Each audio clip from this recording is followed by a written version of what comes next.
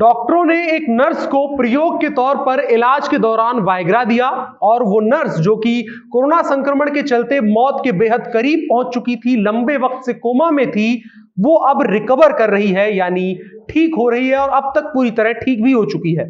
ये पूरी तरह से चौंकाने वाली खबर है और साथ ही साथ एक संकेत भी है कि कोरोना बीमारी जो कि अभी तक पूरी मेडिकल बिरादरी के लिए पूरी तरह से एक ऐसी पहेली बनी हुई है कि जो कि वक्त वक्त पर अपने नए नए करतब दिखा रही है और एक वेरिएंट का इलाज वैज्ञानिक और डॉक्टर ढूंढते हैं तो दूसरे वेरिएंट के केसेस निकलने शुरू हो जाते हैं।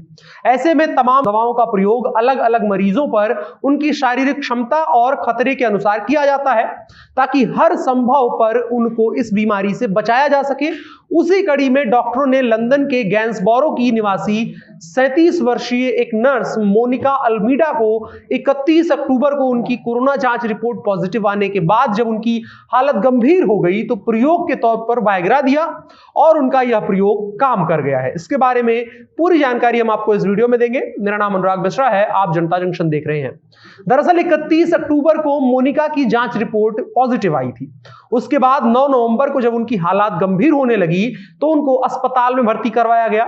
आपको बताएं, उन्होंने वैक्सीन की दोनों डोज ले ली है, उसके बावजूद भी वो संक्रमित हो गई और संक्रमित इस कदर हुई कि अस्पताल में भर्ती होने के बाद 1 हफ्ते बाद तक उनकी हालत में कोई सुधार नहीं हुआ बल्कि और ही बिगड़ने लगी। उनको आईसीयू में शिफ्ट कर दिया गया। आईसीयू में शिफ्ट करने के बाद उनको कोमा में भेजने की नौबत आ गई। हालात इस तरह बिगड़ने लगे कि डॉक्टरों ने उम्मीद छोड़ते हुए यह फैसला लिया था कि अगले 72 घंटे में अगर वो ठीक होती हैं तो ठीक है, नहीं तो उनके वेंटिलेटर को बंद कर दिया जाएगा और उनकी मौत हो जाएगी। लेकिन 14 नवंबर को उनको एक बार के लिए होश आया। तभी डॉक्टरों ने आखिरी प्रयोग के तौर पर उनसे परमिशन लेते हुए एक बड़ी खुराक वायग्रा की दे दी। तब तक वो कोमा में नहीं गई थी, लेकिन जब कोमा में जाने के लिए सहमत हुई तो डॉक्टरों ने उनके साथ ये प्रयोग किया।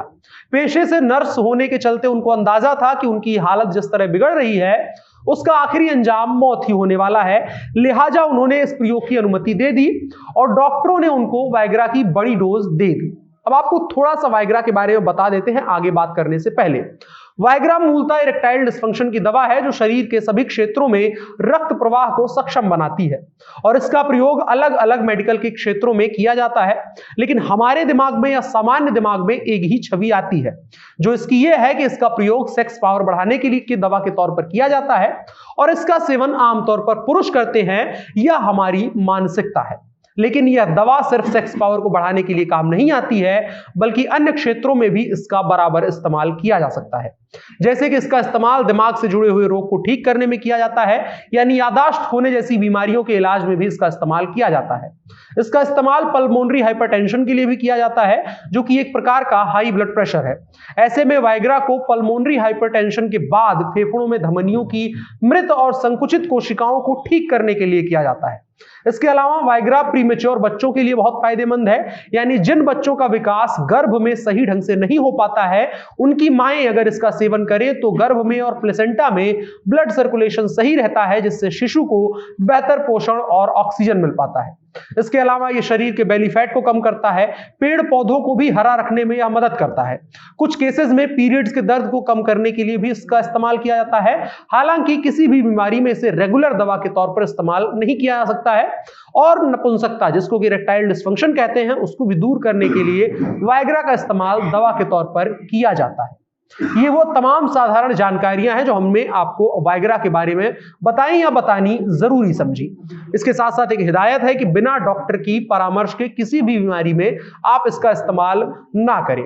और अब उसी कड़ी में इस नर्स के ऊपर जिस तरह से वायग्रा ने काम किया है तो डॉक्टर अब इस दिशा में भी सोचने की कोशिश कर रहे हैं कि क्या वायग्रा कोरोना के मरीज को ठीक कर सकता है। और इसकी दिशा में जो काम किया जा रहा है उसमें यह समझने की कोशिश की जा रही है कि क्या जिस तरह से नाइट्रिक ऑक्साइड मरीज के शरीर में ऑक्सीजन लेवल को बढ़ाती है, क्या उसी तरह से वायग्रा भी काम कर सकता है। दरअसल हुआ ये कि मोनिका वैक्सीन की दोनों डोज लगवाने के बाद भी अक्टूबर में पॉजिटिव हुई थी। उनको संक्रमण के लक्षण दिखे थे, उन्होंने गंध और स्वाद खो दिया था। चौथे दिन उनको खांसी में खून आने लगा। अस्पताल से आने के बाद उनका ऑक्सीजन लेवल गिरने लगा और सांस ना ले पाने के चलते उन्हें लिंकन काउंटी हॉस्पिटल में भर्ती करवाया गया। मोनिका खुद भी एक नर्स है। अस्पताल में हालत बिगड़ने के बाद उन्हें 16 नवंबर को आईसीयू में ले जाया गया जहां उन्हें मेडिकल कोमा में रखा गया। मोनिका की हालत इतनी खराब हो चुकी थी कि डॉक्टरों ने उनके माता पिता को उनसे आखिरी बार मिलने के लिए पुर्तगाल से उनके पास आने की सलाह तक दे डाली।